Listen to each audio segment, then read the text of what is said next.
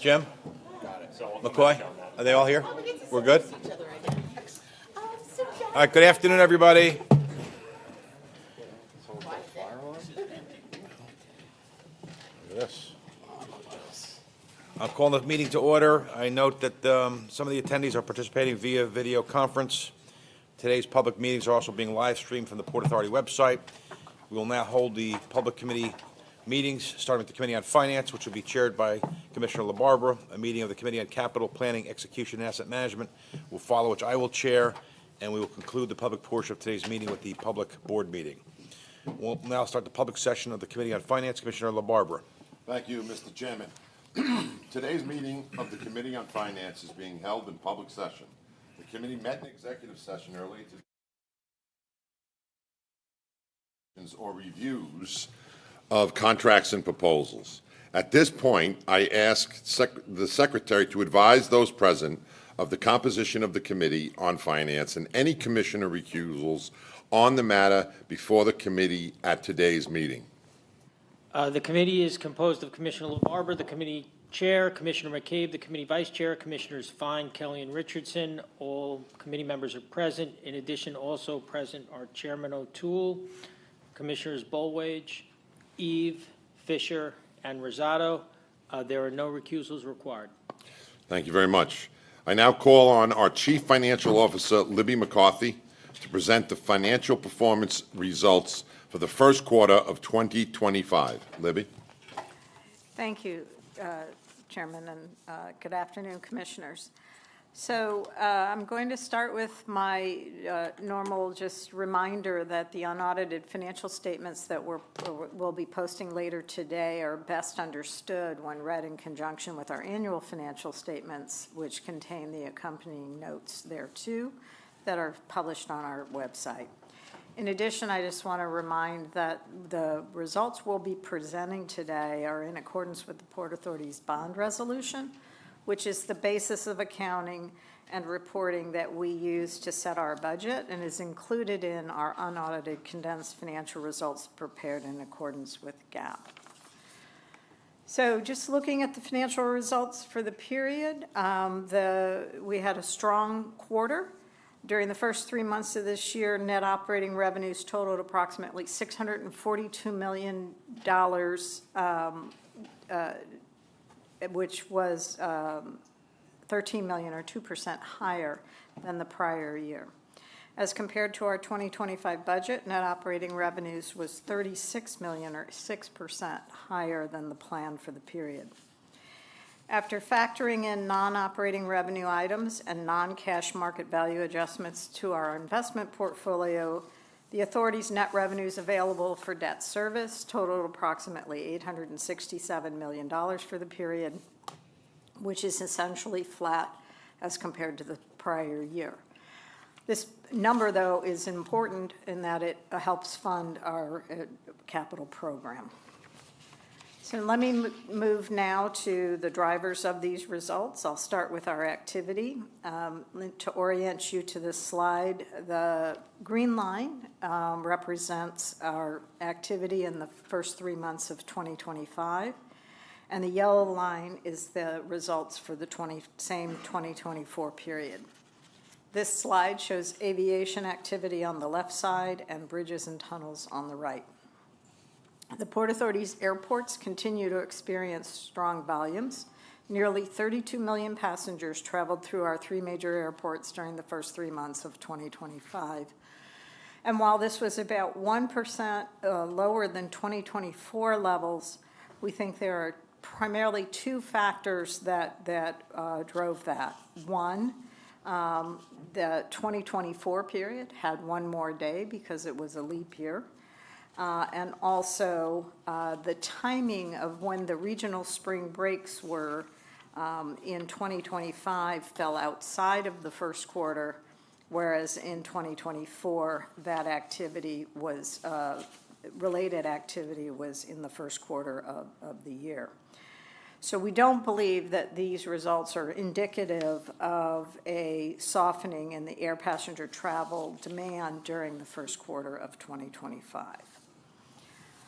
When I compare to the budget, the activity was actually about 4% lower than our plan, but that was mostly due to severe and frequent weather events during the first quarter of this year.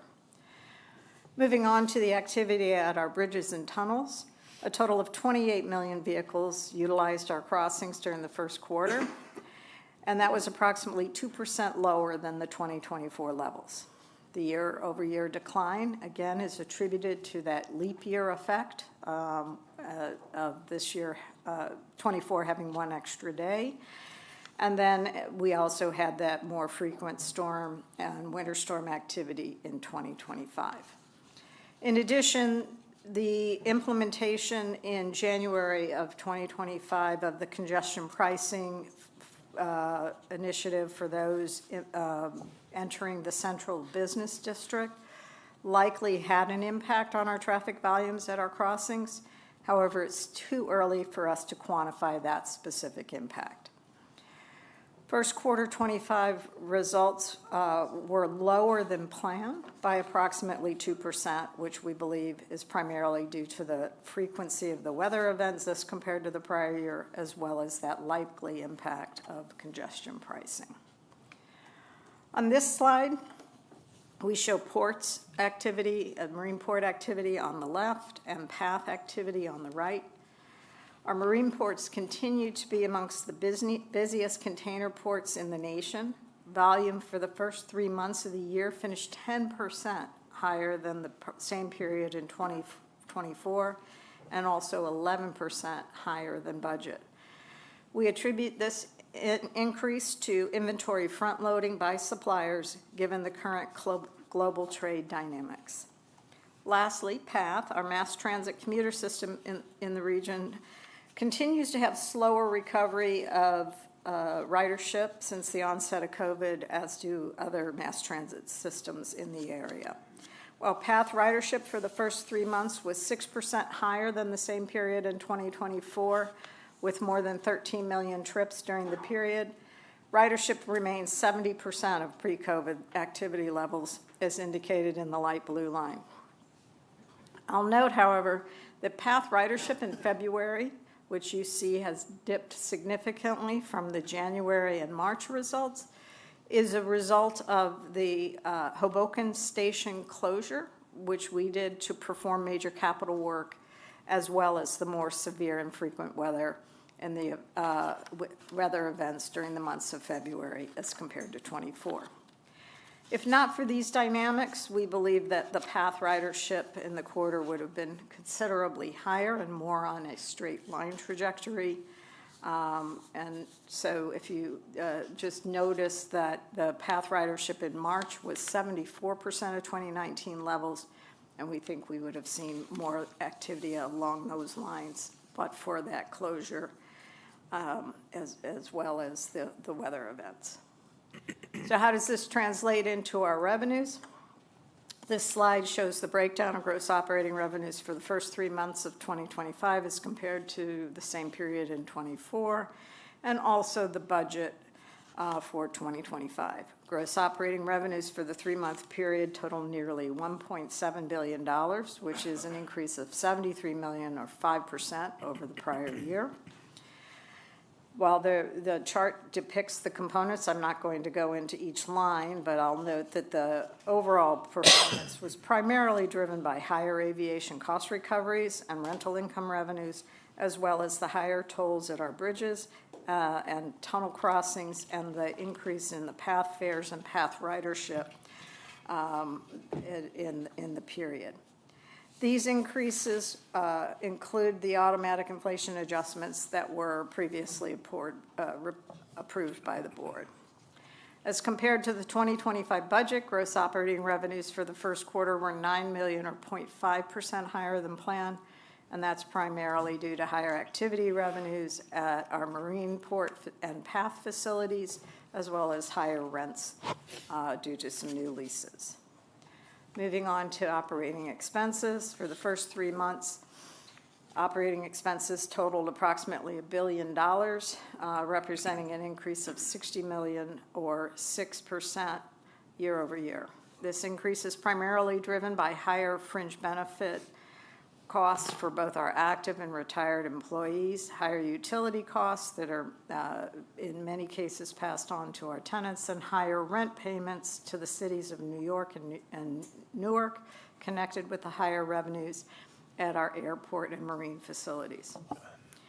For this 3-month period, operating expenses are $27 million or 3% lower than planned.